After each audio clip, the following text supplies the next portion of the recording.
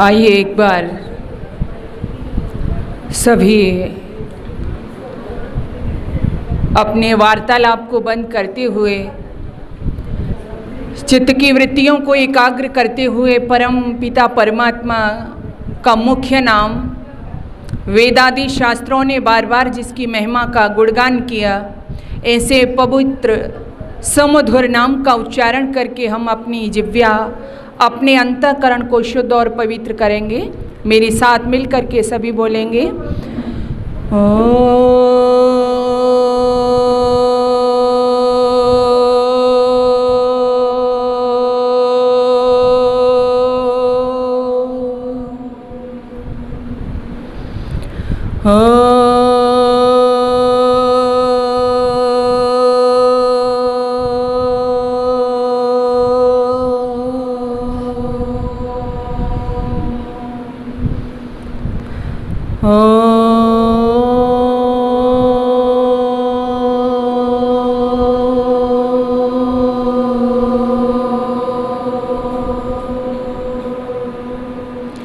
ओम स्वस्ति पंथामनुचरेम सूर्या चंद्रमसाविव पुनर्दधताग्नता जानता संगमे मही। ओम वेदाहमेतं पुरुषं महन्तम् आदित्यवर्णं तमसः परस्तात् तमेव विदित्वा ते मृत्युमेतिः नान्यः पन्था विद्यते अनाय। नान्यः पन्था विद्यते अनाय। ओम शांति शांति शांति। जो व्यथाएं प्रेरणा दें, जो व्यथाएं प्रेरणा दें, उन व्यथाओं को दुलारो। जूझ कर कठिनाइयों से रंग जीवन का निखारो। वृक्ष कट कट कर बढ़ा है, दीप बुझ बुझ कर जला है। वृक्ष कट कट कर बढ़ा है, दीप बुझ बुझ कर जला है। मृत्यु से जीवन मिले तो आरती उसकी उतारो, तो आरती उसकी उतारो, तो आरती उसकी उतारो।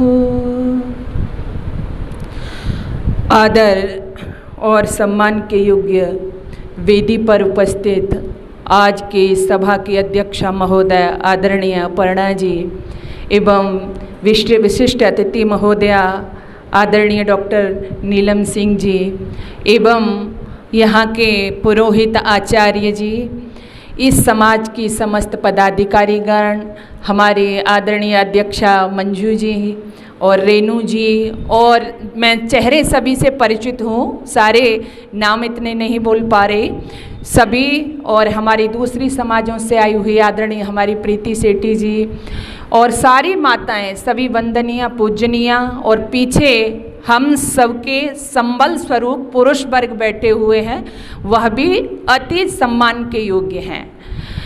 बहुत ही परमपिता परमात्मा की सुंदर व्यवस्था के अनुरूप यहाँ पर श्रावणी पर्व मनाया जा रहा है। और अभी हमारी आदरणीय अध्यक्षा जी बता रही थी कि एक आर्य परिवार का बच्चा बेटा, बहुत ही दुखद समाचार जो मृत्यु को प्राप्त हो गया।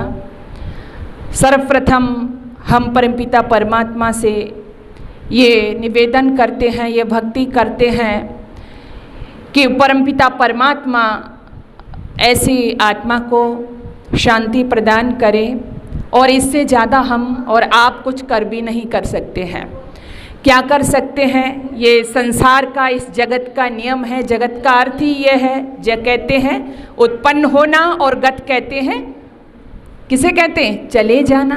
यानी जहाँ उत्पन्न होना है और जाना है, सबको पता है। तो प्रभु की व्यवस्था में हम और आप कुछ नहीं कर सकते। बस उस परिवार को, उस शोक को सहन करने की शक्ति प्रदान करे परमपिता परमात्मा से, बस यही प्रार्थना है।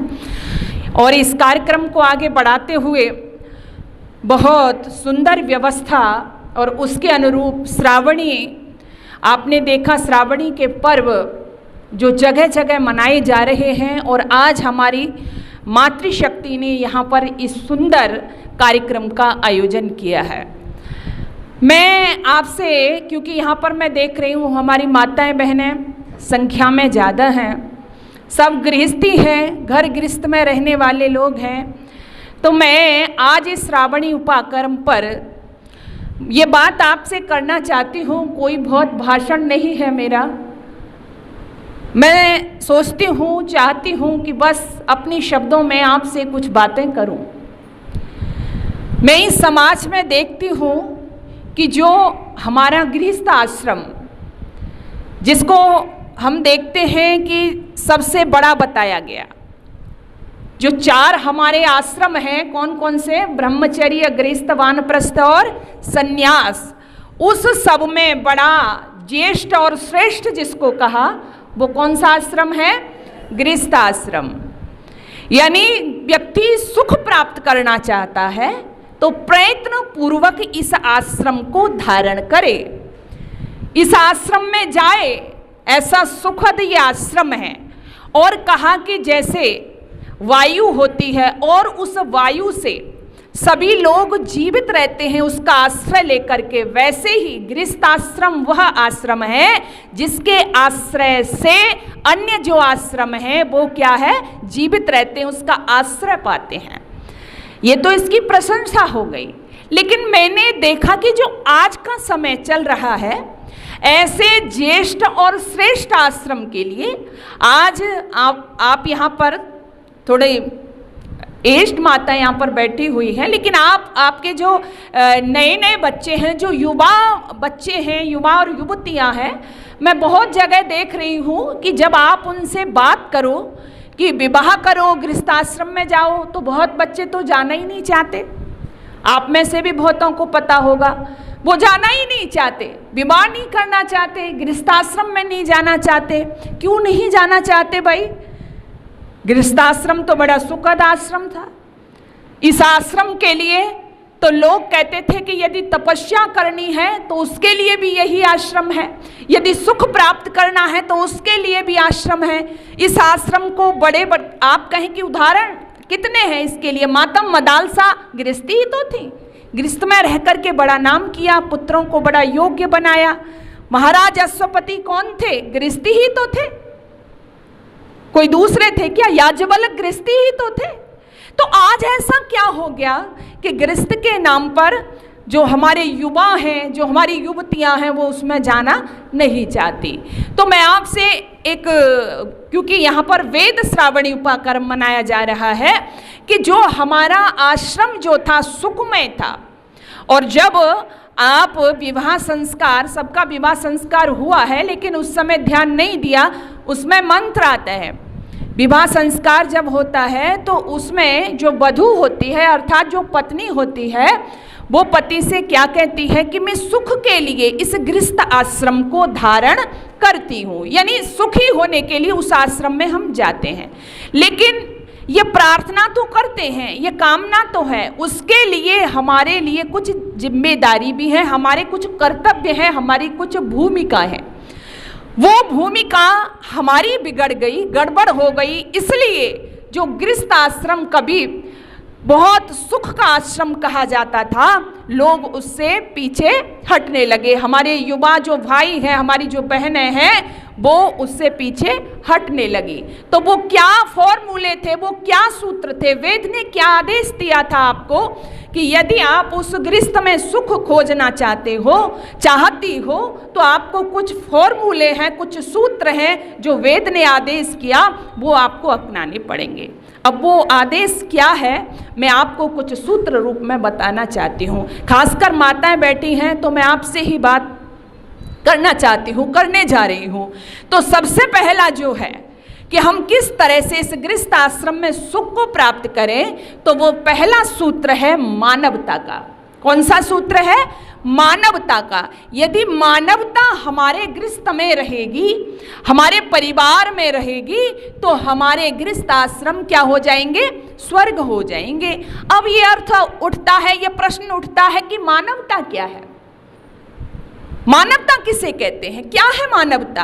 तो सीधे शब्दों में मैं कहूं कि मानवता वो है कि जो व्यवहार हम अपने लिए चाहते हैं, जो हम अपने लिए चाहते हैं वही हम दूसरों को दें, वही हम दूसरों के साथ करें। मेरे हिसाब से शायद मानवता की इससे बड़ी परिभाषा कोई नहीं हो सकती। और इसी को महाभारत में क्या कहा?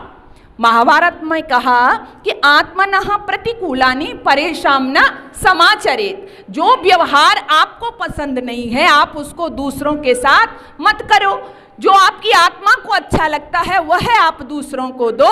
तो क्या है?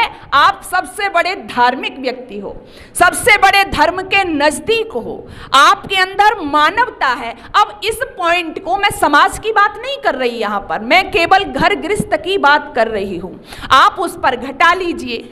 अगर हर व्यक्ति परिवार में जितने सदस्य हैं इस फॉर्मूले को अपने अपने ऊपर लागू कर दे तो बताइएगा कि परिवार में कभी अशांति हो सकती है? नहीं हो सकती। अगर देवरानी सोच ले कि मुझे ये व्यवहार पसंद नहीं, मैं जेठानी के साथ क्यों करूं, जेठानी सोच ले मैं देवरानी के साथ क्यों करूं, सास सोच ले मैं बहू के साथ क्यों करूं, बहू सोच ले मैं सास के साथ क्यों करूं, पिता सोच ले मैं पुत्र के साथ करूं। यानी जो भी हमारे रोल हैं, जो भी हमारी भूमिकाएं हैं, यदि हम इस फॉर्मूले को, इस सूत्र को वहां पर लगा दें तो मैं कहती हूं हमारे घर परिवार क्या बन जाएंगे? बोलो, स्वर्ग बन जाएंगे। लेकिन मानवता में कमी आ गई। और दूसरे शब्दों में इसी को ऋषि दयानंद ने सत्यार्थ प्रकाश में यूं परिभाषित कर दिया कि मनुष्य उसको कहना, किसको?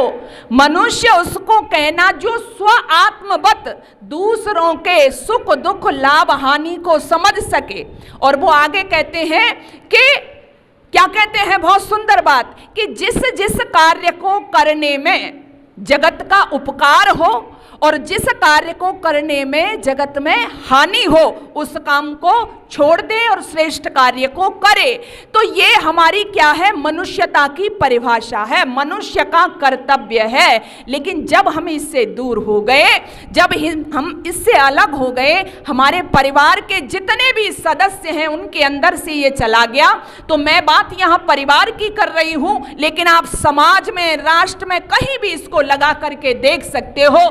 जब तक हमारे अंदर मानवता थी, मनुष्यता थी, तब तक यहाँ पर कोई भी समस्या बोलो नहीं थी। क्योंकि निरुक्त में कहा गया है कि मनुष्य कस्मात्, मनुष्य कौन है? तो कहा मत्वा सीव्यते, जो विचार पूर्वक कर्म करता है वो क्या है? मनुष्य है। लेकिन आज हमारे में वह सब धीरे धीरे चला गया, जाता गया, इसलिए सारी समस्याएं आकर के खड़ी हो गई।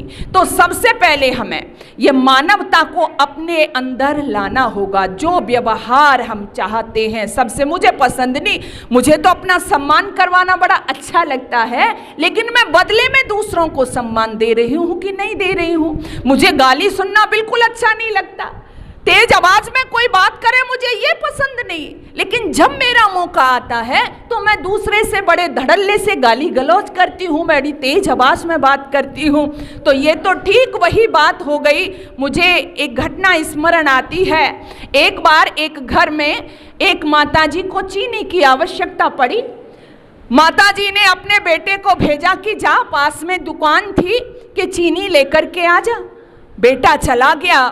दुकानदार के पास गया, जाकर के कहा कि मुझे 1 किलो चीनी की आवश्यकता है। दुकानदार ने कहा ठीक है। अब जैसे ही दुकानदार ने चीनी को रखा और उसको तौलना चाहता है तो उसको जो बाट था तौलने के लिए वो उसको नहीं मिलता है। तभी उसकी दृष्टि सामने रखे एक डिब्बे पर पड़ती है जिसमें घी रखा था। उसके दिमाग में विचार आया कि ये जो डिब्बे में घी रखा है ये भी मेरा 1 किलो है, अभी लेकर के आया था तो इससे तोल देता हूँ। बस उस घी को रख करके उस दुकानदार ने चीनी को तोल करके उस बेटे को माताओं दे दिया। अब वो बच्चा वो चीनी लेकर के अपनी माता के पास आया। माता के पास जब आया तो माताओं बहनों को कई बार ये शंका होती है कि कहीं ऐसा तो नहीं कि उसने ठीक, बच्चा गया है ठीक से तौला कि नहीं तौला। तो माता जी ने वो चेक किया। अब चेक किया तो चीनी कम निकली। अब चीनी कम निकली, पास में दुकान थी, माता जी चीनी को लेकर के चल दी दुकानदार के यहाँ। दुकानदार के पास में गई, बोली कि तू तो बड़ा बेईमान आदमी है। दुकानदार ने कहा माता जी क्या हो गया? कि अरे मैंने बच्चे को भेज दिया चीनी लेने के लिए और तूने उसको बच्चा समझ करके तूने पूरी चीनी नहीं दी, तेरी चीनी तो 900 ग्राम बैठी है। तो वो दुकानदार कहता है कि माता जी उस समय मेरे पास जो बाट थे मुझे नहीं मिले थे तौलने के लिए, तो मेरे पास घी रखा था जो कल आपके यहाँ से ही लेके आया था 1 किलो घी, तो मैंने तो उससे तौल दिया। मुझे पता नहीं तुम्हारा घी 900 ग्राम है या मेरी चीनी 900 ग्राम है। माता जी बड़ी लज्जित हुई। कहने का भाव है देवियों, जब ये सूत्र हम अपना लेंगे कि जो मुझे पसंद नहीं, जो मैं नहीं चाहती या चाहता, मैं वो दूसरों को न दें, तो ये दुनिया, ये घर, ये परिवार, ये समाज स्वर्ग बन जाएगा। इसलिए हमें खासकर अपने गृहस्थ को स्वर्ग बनाना है तो ये फॉर्मूला, ये नियम हमने अपने गृहस्थ में लागू करना होगा।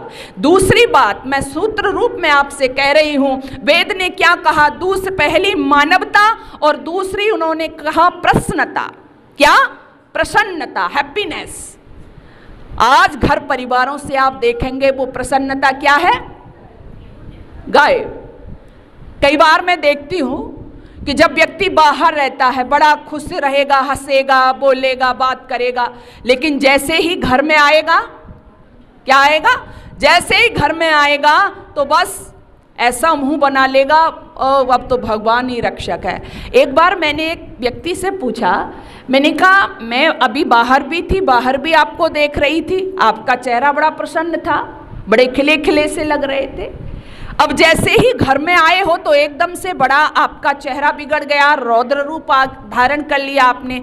तो कहने लगे बहन जी ये सब इसलिए करना पड़ता है कि घर में बीबी है, घर में बच्चे हैं, तो थोड़ा रौब जमाना तो जरूरी है। तो मैंने कहा कोई थानेदार हो आप जेल के हैं, या आपका घर जेल खाना है, तो ये सब नहीं चलता। और कई बार माताएं भी होती हैं, मैंने देखा पूरे दिन बड़ी प्रसन्न रहेंगी, लेकिन जैसे ही पति के आने का समय होगा तो रूठी रानी बन जाती है।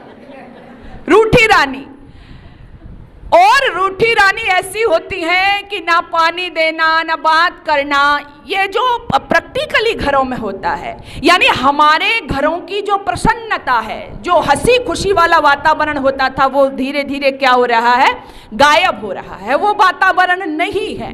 प्रसन्न रहेंगे जहाँ पर, अगर पति आता है ऑफिस से, आ रहा है, थका हुआ है, आप कुछ नहीं, बस थोड़ा सा मुस्कुरा करके उसका स्वागत करेंगी। फिर आप अपने घर को देखिए, छोटे छोटे बच्चे हैं, सभी प्यार से हंसेंगे, बोलेंगे, बात करेंगे, कुछ हंसी मजाक के चुटकुले लतीफे बोलेंगे, और परिवार में जब हंसी की फुलझड़ियां छूटेंगी तो वो परिवार साक्षात क्या नजर आएगा? बोलो, स्वर्ग नजर आएगा। क्या नजर आएगा? स्वर्ग नजर आएगा। और ये प्रसन्न रहना, हंसना बहुत जरूरी है। हर समय मुस्कुराते रहो, हर समय प्रसन्न रहो। घर में तो ये है ही, आपने देखा होगा आजकल क्या हो गया, घरों में सबके रूम अलग अलग हैं, सबके अलग अलग हैं, है ना? गलत तो नहीं कह रही, ऐसा ही है ना? सबके अलग हैं। ऐसा लग रहा है कि एक ही घर में रह के जैसे भारत, पाकिस्तान, चीन, अमेरिका, इस तरह से बटे हुए लोग हैं। सब समय से हो गया, समय से आएंगे बस तभी मिलेंगे, कोई ऑफिस गया, कोई स्कूल गया। खैर, जो आपकी दिनचर्या बन गई। लेकिन जब भी हम एक साथ बैठते हैं तो कम से कम उस समय तो हम क्या है, प्रसन्न चित्त होकर के बैठ सकते हैं। उस समय तो हम हल्की फुल्की बात कर सकते हैं। पति ऑफिस से आया है, ऑफिस का रोना रोता है, उधर पत्नी भी अपने जहाँ जॉब कर रही है, सर्विस कर रही है, वहाँ से आती है, वो वहाँ कर, उसको वहीं छोड़ दीजिए। आपका घर एक मंदिर है। आप बच्चों के सामने केवल पॉजिटिव एनर्जी जिसको कहते हैं, सकारात्मकता जिसको कहते हैं, हंसी खुशी का वातावरण बनाइए, हंसिए, मुस्कुराइए, फिर देखिए आपके जीवन में कितना परिवर्तन आता है। और ये हंसना मुस्कुराना माताओं बहनों खासकर आपका तो आभूषण होना चाहिए। कहते हैं ना, हंसती खेलती बहू बेटियां ही अच्छी लगती है घर में। हंसी खुशी वाली बेटियां, हंसिए मुस्कुराइए, और सबके लिए है।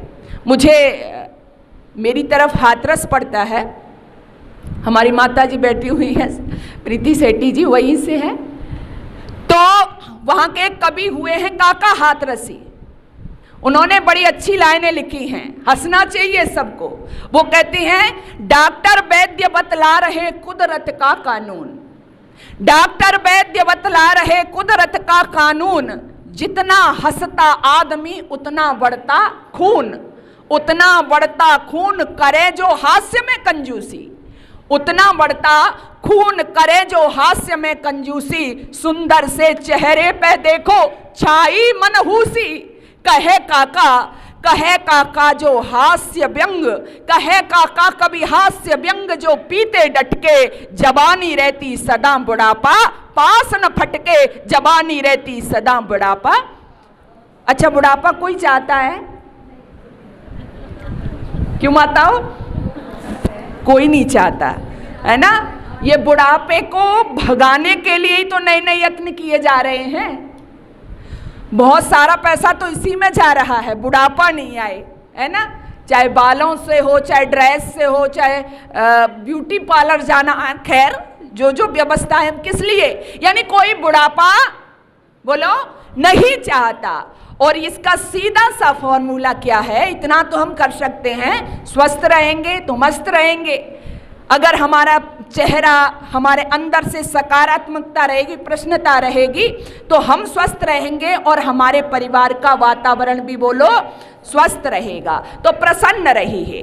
और इस प्रसन्न रहने के लिए, यानी प्रसन्न हम कब रह सकते हैं, इसमें भी एक दो कंडीशंस लगा दी, शर्त रख दी। हम प्रसन्न कब रह सकते हैं?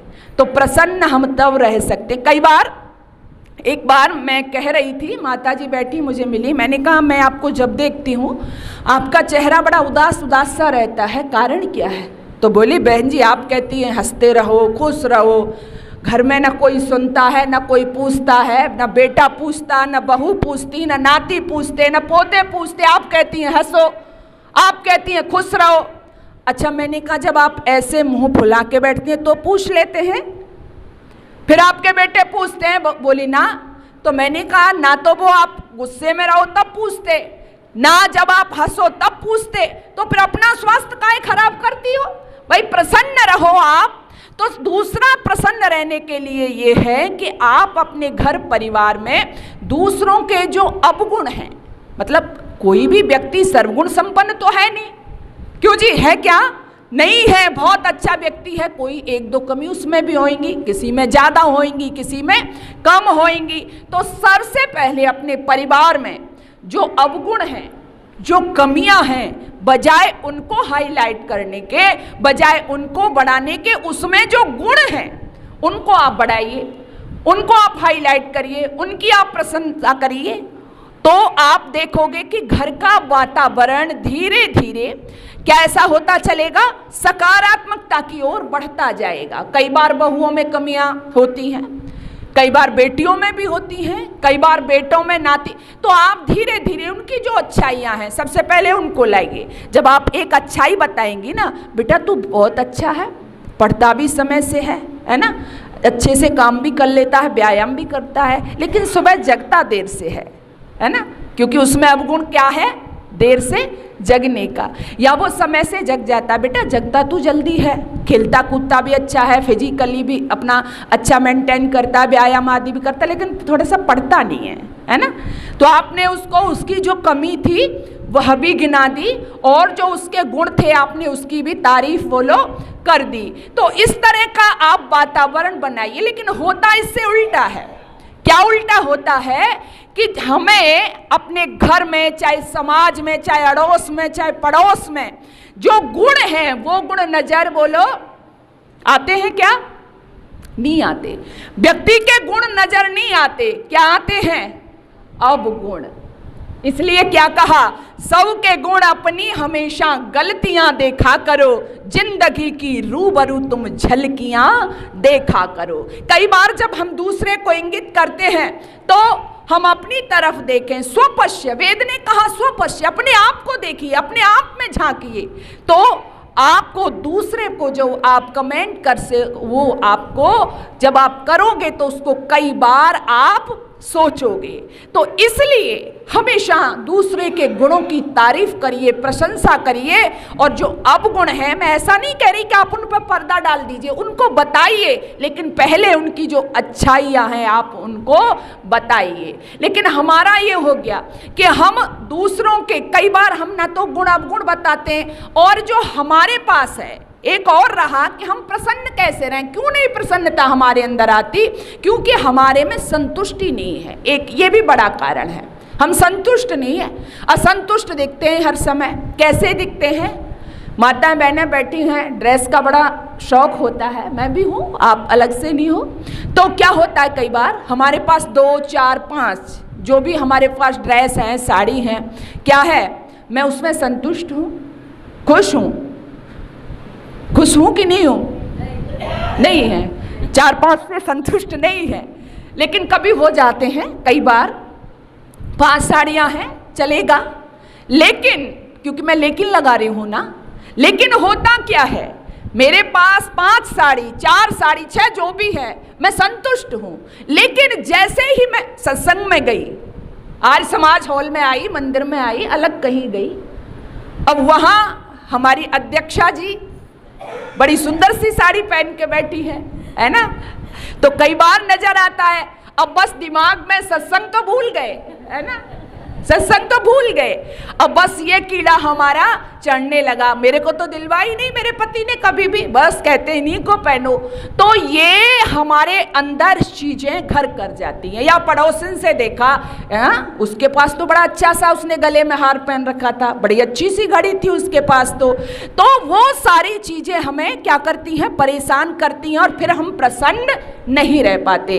अपने दुख से दुखी न होते, अपने दुख से दुखी न होते, औरों का सुख खाए हमको, बिना परिश्रम के ही देखो फल मीठा ये भाए हमको।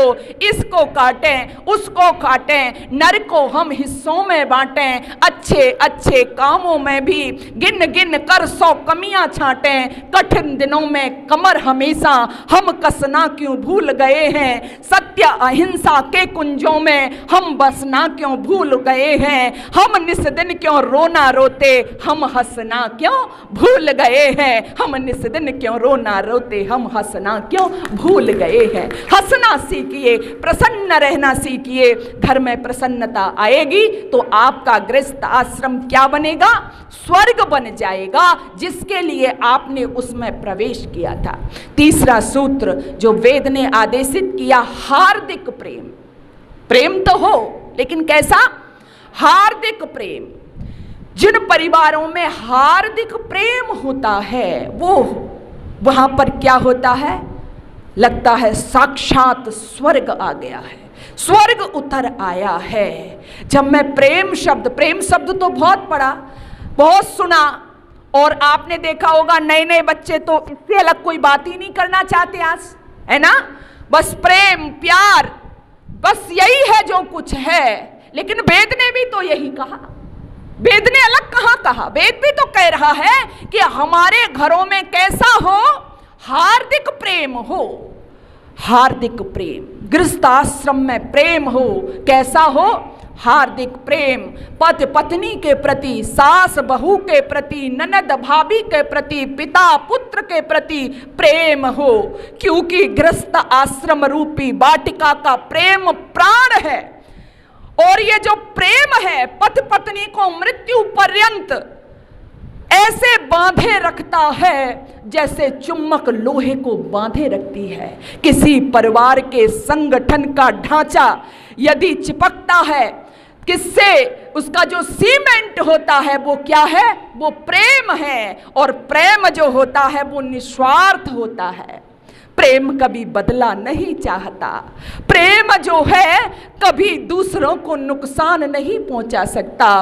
प्रेम जो है वो केवल अपना हित नहीं चाहता, बल्कि प्रेम तो बलिदान करता है। वो दूसरों के सुख के लिए, दूसरों की इच्छा के लिए, दूसरों के लिए अपना सर्वस्व समर्पित कर देता है। ये होता है हार्दिक प्रेम। हार्दिक प्रेम का मतलब है हर व्यक्ति परिवार में इस प्रेम को अपनाए। और प्रेम कब आता है? जहां त्याग होता है। क्योंकि जो प्रेम की भित्ति है वो किससे तैयार होती है? त्याग से। जहां त्याग नहीं है, त्याग से ही प्रेम का प्रादुर्भाव हुआ है। जहां त्याग नहीं है, त्याग ना होगा। परिवार की मैं बात कर रही हूं। परिवार में त्याग रखना होगा आप लोगों को। पति त्यागे, पत्नी त्यागे, बहू त्यागे, सास त्यागे, ननद त्यागे। आप कहें क्या त्यागे? स्व इच्छा। स्व इच्छा सुख जो होता है उसे त्याग दे परिवार का प्रत्येक सदस्य, तो वहां क्या होगा? प्यार होगा। वहां प्यार होगा। क्योंकि हम प्यार तो रखते हैं, लेकिन कब तक? स्व इच्छा। जब तक मेरी इच्छा, मेरे अनुकूल कार्य हो रहा है तो आप अच्छी, और इससे इतर गया तो बुरी। परिवार में माँ मेरे अनुरूप कार्य कर रही है तो ठीक, नहीं तो बेटी विरोध में खड़ी है, बेटा विरोध में खड़ा है, पति पत्नी दोनों विरोध में खड़े हैं। अगर उनके अनुसार काम हो रहा है तो ठीक, नहीं तो विरोध में। ये प्यार नहीं हुआ करता। ये प्यार नहीं है। प्यार, मैंने कहा ना कि प्यार में क्या होता है? त्याग होता है। आप परिवार के लिए अगर आपको लग रहा है कि मेरे परिवार की उन्नति में जो मैं फैसला लेने जा रही हूं या जा रहा हूं, ये क्या है? ये बाधक है, मेरे परिवार को तोड़ने वाला है, इस फैसले से मेरे परिवार का भविष्य अच्छा नहीं रहेगा, तो उसको छोड़ दीजिए, उसको त्याग दीजिए। ये आपको प्रेम सिखाता है। कई बार हम डिसीजन ले लेते हैं, लेकिन वो डिसीजन जब हम परिवार के खिलाफ जाकर के लेते हैं तो जीवन भर हमको तड़पाते हैं, अशांति महसूस कराते हैं। इसलिए प्रेम हमसे सिखाता है कि हम प्रेम करें, कैसा करें? निस्वार्थ प्रेम करें। और यहाँ तो ये कहा गया कि हे गृहस्थियों, तुम एक दूसरे से प्रेम करो। और कैसे प्रेम करो? कहा कि तुम दोनों के चित्त और मन एक हो जाने चाहिए। ऐसा प्रेम तुम्हारे अंदर होना चाहिए, तुम ऐसे मिल जाओ। वेद के मंत्र आए, जब विवाह संस्कार होता है तो उसमें वेद के मंत्र हैं, जैसे दो नदियों का जल मिल जाता है, उस तरह से तुम एक हो जाओ, मिल जाओ।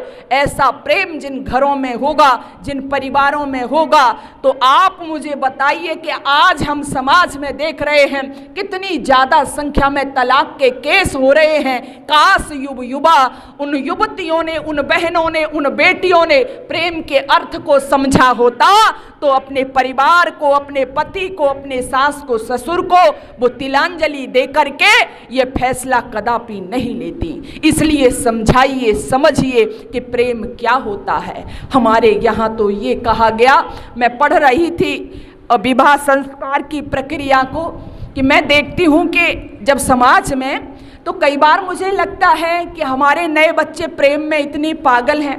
कहते हैं जी अब तो जो पढ़ रहे हैं कॉलेज में हैं, और मैं कॉलेज क्या कहूँ, स्कूल से ही हैं, एक दूसरे के फ्रेंड बन जाते हैं। फ्रेंड है, पहले जब आप थोड़ा सा पीछे जाएंगे तो पहले ऐसा नहीं होता था, लेकिन आजकल देखें फ्रेंड है, बात करें ये कौन है जी, मेरी फ्रेंड है। मैं विवाह संस्कार को पढ़ रही थी, तो विवाह संस्कार में आपको याद हो या ना हो तो मैं बताऊं, उसमें एक प्रक्रिया होती है सप्तपदी। कौन सी? सप्तपदी, जिसमें वर और वधू दोनों मिलकर के 7 पग रखते हैं। उसमें जो अंतिम पद है, अर्थात जो 7वां पग होता है, उसमें वर जो है अपनी पत्नी को अर्थात वधू को सखे शब्द से संबोधित करता है। इसका मतलब क्या है कि अब हम कौन हो गए? दोनों मित्र हो गए। हम दोनों सखा हैं, आज से मित्रवत हम गृहस्थ में रहेंगे। वहां से पति पत्नी सर्वप्रथम मित्र बनते हैं। उससे पहले कोई कॉलेज, स्कूल, सिनेमा में कोई मित्रता का भाव नहीं होता।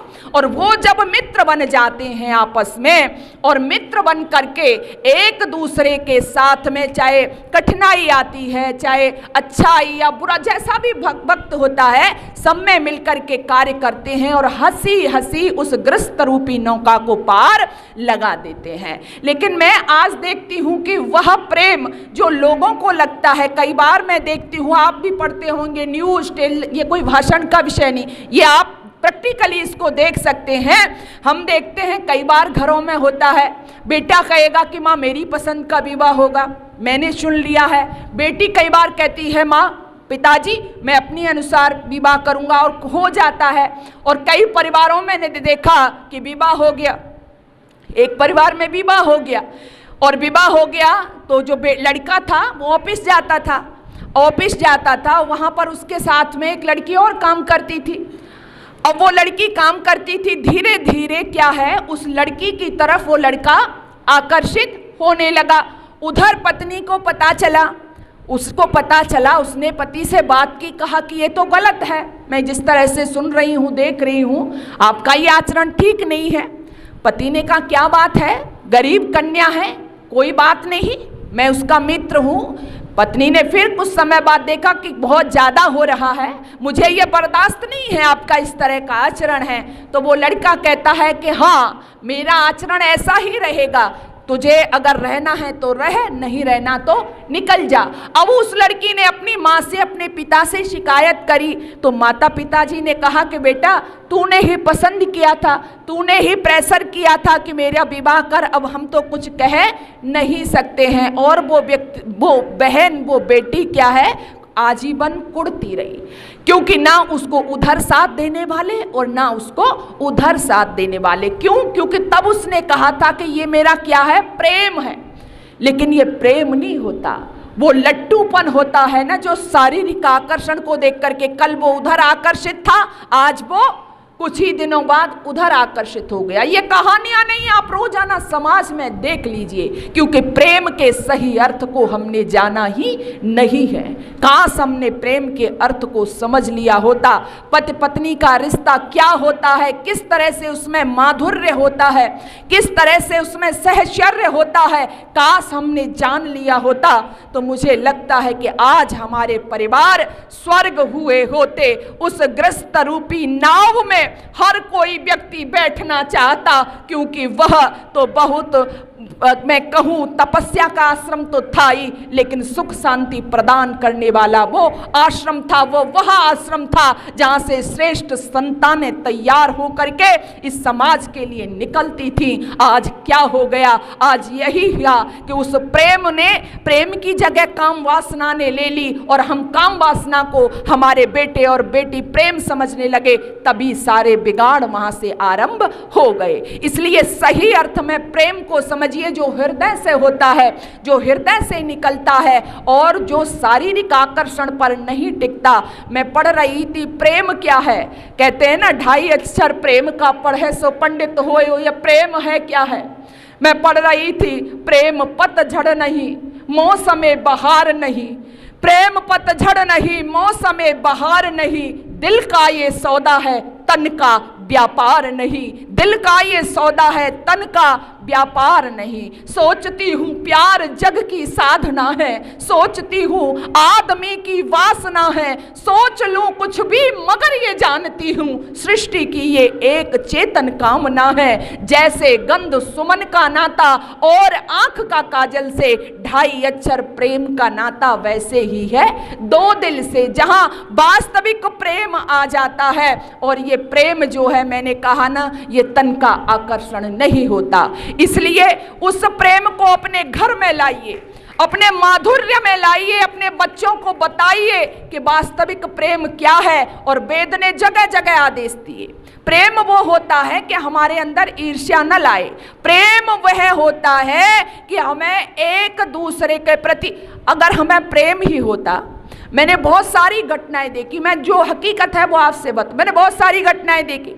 एक पति सर्विस कर रहा है, आजकल हमारी माताएं बहनें भी कर रही हैं, वर्किंग लेडीज, वो भी जा रहे हैं। अब दोनों में इस बात का झगड़ा है, यहां तक कि बस पोस्ट का अंतर हो गया कि तू छोटी पोस्ट पर है, मैं बड़ी पोस्ट पर हूं।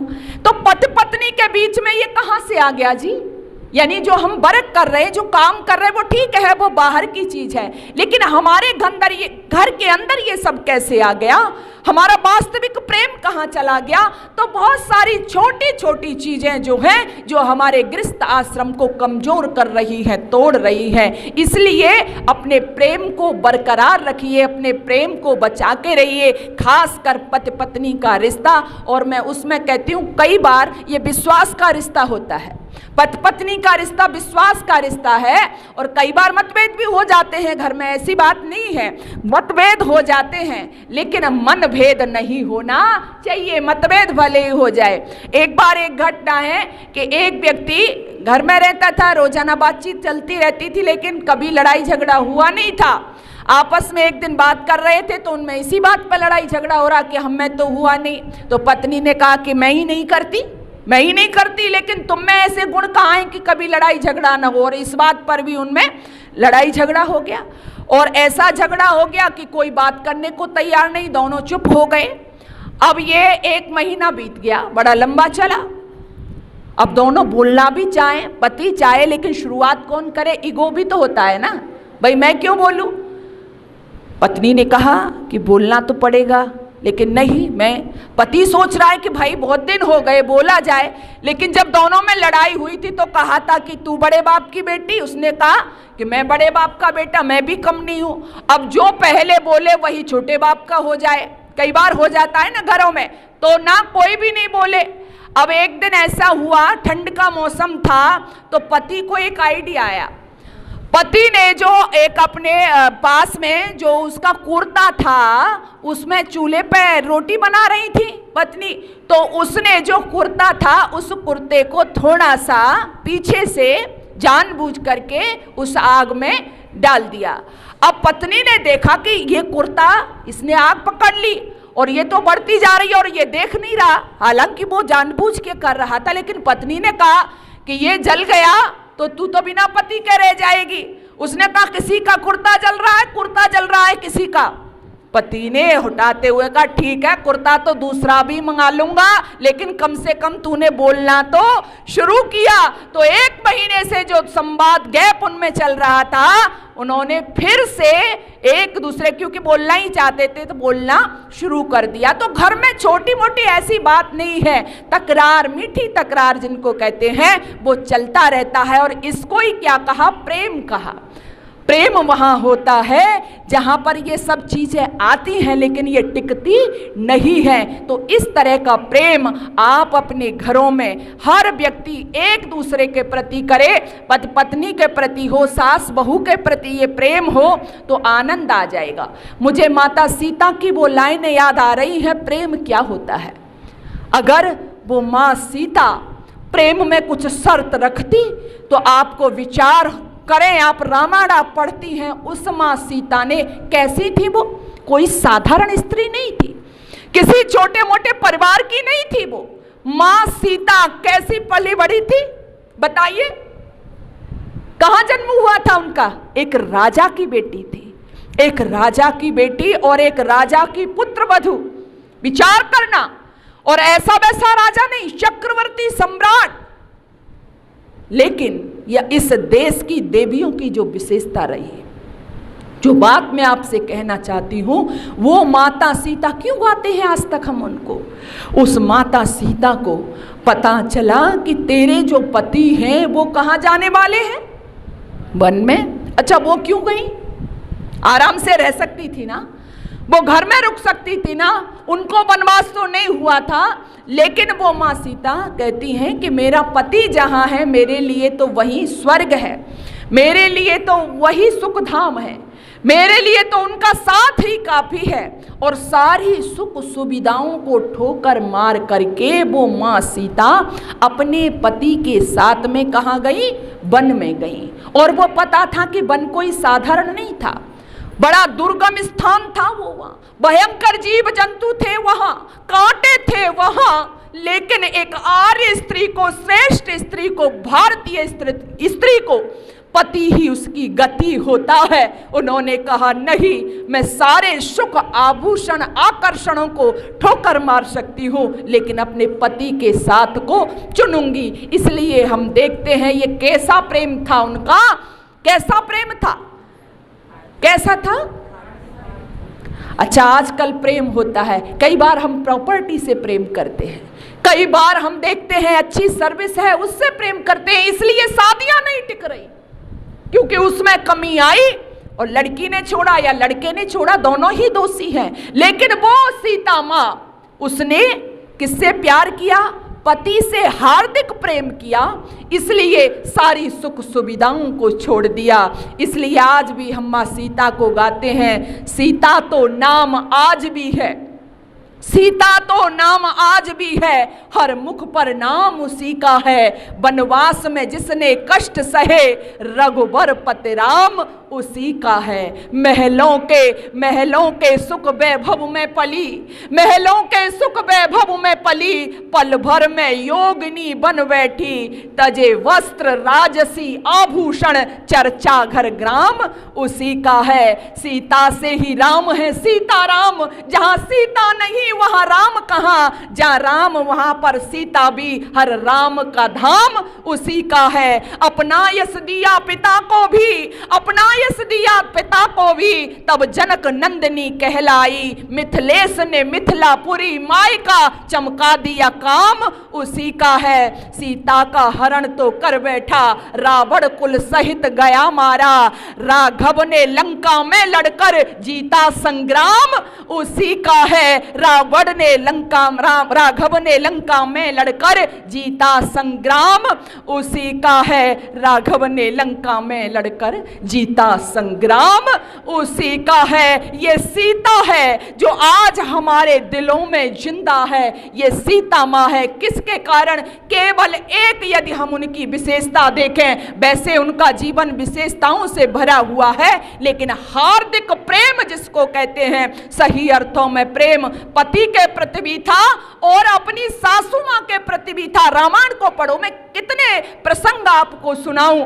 जब जाती है मां सीता, मां कौशल्या से आज्ञा लेने के लिए, तब क्या कहती है? तब जानकी सास पगलागी, सुनहु मात में परम अभागी, सेवा समय नाथ वन दीना, मोर मनोरथ सफल न कीना। हे मां, मैं बड़ी अभागी हूं, जब आपकी सेवा का समय था, ऐसे समय में मुझे वनवास जाना पड़ रहा है, मैं आपकी सेवा नहीं कर पाऊंगी। और उधर प्रेम क्या होता है जो चर्चा में आपसे कर रही हूं। मां कौशल्या का हृदय भी उमड़ पड़ा, बेटी को सांत्वना दी, आशीर्वाद दिया, विदा कर दिया। लेकिन विदा तो कर दिया, महलों में बैठी मां तड़प रही है, रो रही है और कह रही है, पलंग पीठ तज गोद हिडोला, सियन दीन पग अवन कठोरा। मेरी सिया ने कभी भी पलंग से उठ करके कभी पैर नीचे नहीं रखे हैं, कैसे रहेगी वहां? पलंग पीठ तज गोद हिडोला, सियन दीन पग अवन कठोरा, जियन मोर जिव जोगवत रहू, दीप बात नहीं टारन कहू। मैंने कभी भी दीपक को भी उसको बुझाने को नहीं कहा, कभी भी वो पलंग से नीचे नहीं गई। कोमल भूमि पर रहने वाली, सोने वाली, वनवास में कैसे सहन करेगी? मां का हृदय भर आया। ये क्या होता है? ये प्रेम होता है। ये सास बहू का रिश्ता, ये पति पत्नी का रिश्ता, सब पर किस पर टिके हुए होते हैं? प्रेम। और मैंने कहा कि प्रेम में कोई बदला नहीं होता, प्रेम में कोई शर्त नहीं होती, प्रेम केवल शारीरिक आकर्षण नहीं होता, प्रेम अपनी इच्छाओं का त्याग होता है। और जहां त्याग होता है वहीं सच्चे अर्थों में प्रेम बोलो होता है। और दूसरी बात, यदि प्रेम को परिपक्व रखना है देवियों, तो इसमें कभी संदेह मत आने देना, क्योंकि जो हार्दिक प्रेम है वो अगर घायल होता है कभी, तो किससे होता है? संदेह से होता है। जहां संदेह आ जाता है वहां प्रेम घायल हो जाता है। हंसते खिलते परिवार मैंने देखा है, संदेह होता है और उस संदेह के कारण वो परिवार क्या हो जाते हैं? टूट जाते हैं, बिखर जाते हैं। कई बार बिना मतलब का संदेह पति पत्नी में बढ़ जाता है, सास बहू में बढ़ जाता है। तो कभी भी संदेह को अपने जीवन में मत आने देना। कोई बात है, बैठो, समाधान करो, एक दूसरे से वार्तालाप करो, तो वो संदेह आपका दूर हो जाएगा। तो सुखी गृहस्थ के लिए प्रेम और हार्दिक प्रेम। आगे क्योंकि समय तेजी से दौड़ रहा है, और कौन सा सूत्र कहा? आध्यात्मिकता। हमारे घरों में, परिवारों में क्या होनी चाहिए? आध्यात्मिकता। आध्यात्मिकता का वातावरण होना चाहिए। कई बार जब मैं बात करती हूँ तो बहुत से लोग तो ये कहते हैं आध्यात्मिकता ये तो साधु सन्यासियों का काम है, ये तो आश्रमों का काम है, ये तो मंदिरों का काम है, घर में उसकी क्या जरूरत। लेकिन आध्यात्मिकता का होना देवियों बहुत जरूरी है। हमारे घरों में कैसी आध्यात्मिकता हो? केवल यही चर्चा हो कि देश में क्या हो रहा है, इधर क्या हो गया, मोहल्ले में क्या हो गया, समाज में क्या चल रहा है, ये तो सबके यहाँ चलता है ना। लेकिन आध्यात्मिक चर्चा कैसे हो? हम अपने बच्चों को प्रभु भक्ति के गीत सिखाएं, हम अपने बच्चों को प्रभु के विषय में बताएं, ईश्वर के विषय में समझाएं, हम अपने बच्चों को कुछ पुस्तक पढ़ाएं, कुछ विचार विमर्श करें, एक साथ बैठें, मिलकर के भजन गाएं, श्लोक गाएं, मंत्र गाएं। ऐसा वातावरण बन जाए कि बच्चों को लगे कि हाँ, हम बिल्कुल जैसे माँ की गोद में सुरक्षित हो जाते हैं, आज उसी तरह से हमारे माता पिता के ऊपर भी एक शक्ति है। उस शक्ति का नाम क्या है? ईश्वर है। उस शक्ति का नाम प्रभु है, और उसका सानिध्य भी हमें बड़ा जरूरी है। ये सिखाइए अपने बच्चों को, बनाइए अपने घर का वातावरण। लेकिन आज हमारे घरों के वातावरण अलग हो गए हैं देवियों, बड़ी वेदना की विषय है। आप पिछले दिनों से देख रहे होंगे सोशल मीडिया पर, आप देख रहे होंगे न्यूज के अंदर, आज हमारे घरों के, समाज के वातावरण क्या बन गए।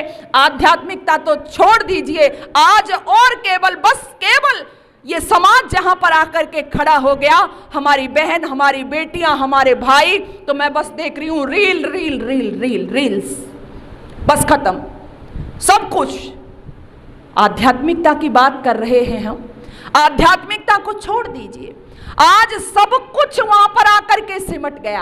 आज समय नहीं है बच्चों के पास में, माता पिता परेशान है। ये बात दूसरी है कि जब उनको समय देना चाहिए तब माता पिता समय नहीं दे पाए, तब तो वो व्यस्त थे, आज बच्चे व्यस्त हो गए, सुनने को तैयार नहीं है। हमारी बहन बेटियों का पोशाक ऐसा हो गया, आप देखो रील्स बना करके शेयर कर रही हैं।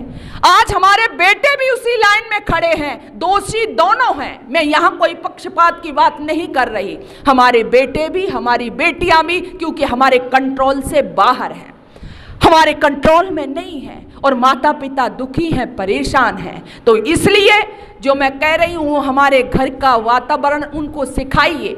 वस्त्रों की मर्यादा क्या होती है उनको बताइए, भाषा की मर्यादा क्या होती है।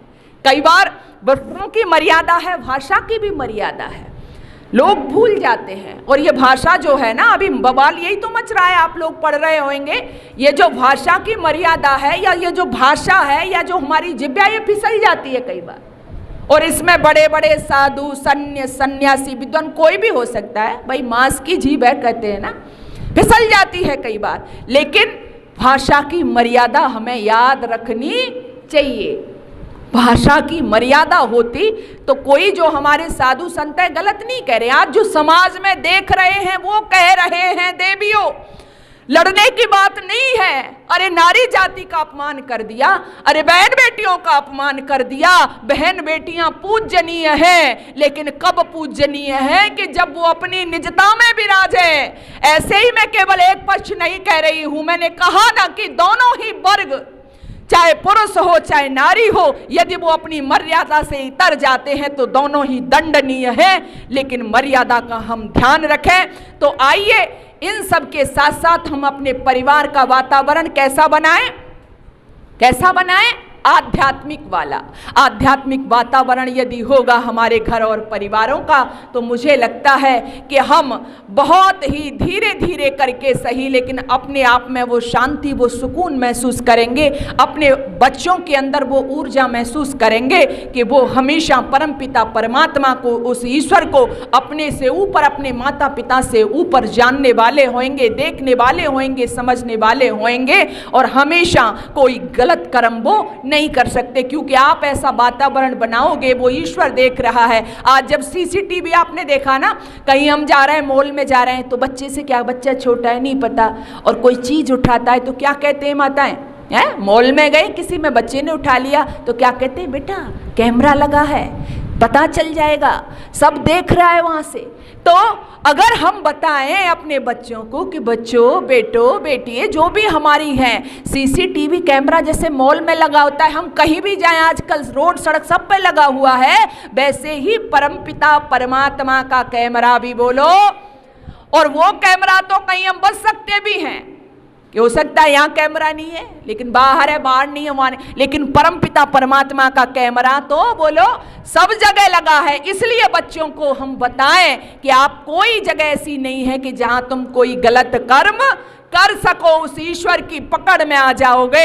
इसलिए बेटा कभी भी गलत कर्म जीवन में मत करना, केवल ईश्वर की भक्ति करना, अपने कर्तव्य का पालन करना, और जैसे जैसे समाज में आप जाएं, अपनी वस्त्रों का, अपनी भाषा का मर्यादा में रखना, अपनी भाषा का, शब्दों का, सबका परिवार में, समाज में आप मर्यादा के साथ प्रयोग करोगे तो पूरी दुनिया आपकी पूजा करेगी, और घर परिवार में भी स्वर्ग का वातावरण हो जाएगा। और अंतिम जो बात कही, सहनशीलता हमारे सबके स्वभाव में, गृहस्थ आश्रम का जो मैं कहूँ एक तरह से मूल यदि है तो वो सहनशीलता है। हर वर्ग में, हर परिवार के सदस्य के अंदर यदि सहनशीलता हो तो क्या होगा हमारा परिवार। आज मैंने शुरू में जो बात कही थी, मैं वहीं ख़त्म करना चाहती हूँ अपनी बात को, कि जो हमारे युवा, हमारे जो बच्चे हैं, भाई बहनें, वो नहीं आना चाहते, क्योंकि देख रहे हैं क्या कि जो गृहस्थ आश्रम था, माता पिता में कभी बनती नहीं है, हर समय लड़ाई झगड़ा है, कभी माँ दादी से लड़ रही है, कभी बुआ से हो रही है, कभी चाची ताई में। कहने का मतलब है कि जहाँ सुख खोजना था वहाँ लगता है कि ये तो बड़ा बेकार आश्रम है, यहाँ तो हर समय क्या होता है, लड़ाई झगड़ा रहता है, इसलिए वो उसमें आना नहीं चाहते, कतराते हैं उसके आने से। तो सहनशीलता, सहनशीलता देवियों आपके अंदर होना चाहिए, पुरुष के अंदर भी होना चाहिए, बच्चों के अंदर भी होना चाहिए। तो ये सबसे बड़ा गुण है जिसको धारण करके हमारा घर आदर्श परिवार बन सकता है। एक बार एक बहन जी कहने लगी, दीदी मैं तो वैसे ही करती हूँ जैसे आपने कहा, लेकिन उसके बाद भी मेरे घर के जो अन्य सदस्य हैं उनका व्यवहार अच्छा नहीं रहता, मेरी सासू माँ तो कभी मेरी बात मानती ही नहीं है। तो मैंने उनसे कहा कि सहनशीलता वह जादू है जो बड़े से बड़े बिगड़ैल व्यक्ति का भी स्वभाव परिवर्तन बोलो कर देती है। और सासू माँ के विषय में तो मैं आप सब लोगों से ये कहना चाहती हूँ, हो सकता है कभी सासू माँ की गलती हो जाती है, कभी बहू की हो जाती। मैंने कहा ना कि कोई व्यक्ति सर्वज्ञ नहीं है, थोड़ा बहुत चलता है। तो वही आप सासू माँ जो है उसके लिए कुछ शब्द लिखे कवि ने, अगर सास ने शब्द कड़वा कहा है, अगर सास ने शब्द कड़वा कहा है तो उस पर बुरा मानना ही बुरा है, उसे हंस के पीना उसी में भला है कि ये वैद्य रानी की कड़वी दवा है। समझ लेगी जब वो समझदार तुझको, करेगी वो माँ की तरह प्यार तुझको, बड़े बन के घर में अदालत चलेगी, जेठानी भी तेरी वकालत करेगी। अगर आ गई बोलनी मीठी बोली, अगर आ गई बोलनी मीठी बोली, सुमन तुल्य है पर तमंचे की गोली, वही धन्य है जिसकी वाणी मधुर है, ये कुनबे में सत्कार पाने का गुर है, ये कुनबे में सत्कार पाने का गुर है। हमारी वाणी की मधुरता, सहनशीलता यदि हमारे अंदर है तो अवश्य ही मैं फिर वही कहना चाहती हूँ, हमारा गृहस्थ आश्रम स्वर्ग था, है और हमेशा रहेगा। ये ज्येष्ठ और श्रेष्ठ आश्रम था, वैसे ही ऋषि महर्षियों ने इसकी प्रशंसा नहीं की, बल कुछ बिंदु हैं उन पर यदि हम चलते हैं, कुछ वेद मंत्र हैं जो हमें आदेशित किए गए, अगर उनके अनुरूप हम अपना जीवन बनाते हैं तो निश्चित ही हमारा गृहस्थ आश्रम पुष्प की भांति पल्लवित होता है। हमारे नन्हे मुन्ने उसमें किलकारी मानते हैं, हमारे युवा आनंदित होकर के उसका आनंद लेते हैं। बस छोटी छोटी सी कमियां जो हम भूलते जा रहे हैं उनको आज फिर से धारण करें तो अवश्य ही हम फिर से एक श्रेष्ठ और अच्छे गृहस्थ का निर्माण हर जगह कर पाएंगे। समय जो दिया था मुझे पूरा हो गया है। मैं आप सभी का धन्यवाद करती हुई यही कहना चाहूँगी कि बड़ी शांति वृत्ति के साथ में और इस समाज की जो हमारी माताएं बहनें हैं उनके लिए विशेष धन्यवाद। और हमारी माता जी और बैठी हुई हैं, माता जी का नाम, हाँ कल मेरी थोड़ा सा स्मरण से अलग हो गया था। इनको देख करके हमें इतनी, मैं क्या कहूँ, ऊर्जा मिलती है। आप इस अवस्था में देखिए और मैं देखती हूँ हर जगह हमारी माता जी जाती है। एक बार जोरदार तालियां मैं चाहती हूँ माता जी के लिए। ऐसी माताएं जब हमारे पीछे रहती हैं तो मेरे जैसी मैं दौड़ते भागते हुए आपके पास तक आ गई। मुझे लगा कि हमारा जो कर्तव्य है हम उससे उऋण होने के लिए कुछ प्रयास करते रहें, अपनी समाज को, अपने घर गृहस्थ को एक नई दिशा देने के लिए, स्वर्ग में बनाने के लिए कुछ प्रयास अपना करते रहें तो हमारा जीवन धन्य और सार्थक हो जाएगा। सभी देवियों ने अपना अमूल्य समय यहाँ पर दिया, बैठी, आपने चिंतन किया, मनन किया, आप सभी धन्यवाद की पात्र हैं। और पुनः इस समाज की समस्त पदाधिकारीगण जो श्रावणी पर्व जो मनाए जाते थे पहले, आज वो नहीं है, आज दूसरे रूप में चले गए या है नहीं, केवल आर्य समाज मनाता है जिसमें वेद का प्रचार प्रसार ही होता था। अच्छे अच्छे विद्वानों के द्वारा, विदुषियों के द्वारा वेद मंत्रों को, अर्थों को समझाया जाता था, प्रवचन होते थे। तो उस परंपरा में यहाँ पर हमारी माताओं बहनों ने ये कार्यक्रम रखा और मैंने एक छोटा सा प्रयास किया कि किस तरह से हम अपने गृहस्थ को अच्छा बनाएं। सभी माताओं बहनों का पुनः एक बार बहुत बहुत धन्यवाद। ओम शांति शांति शांति।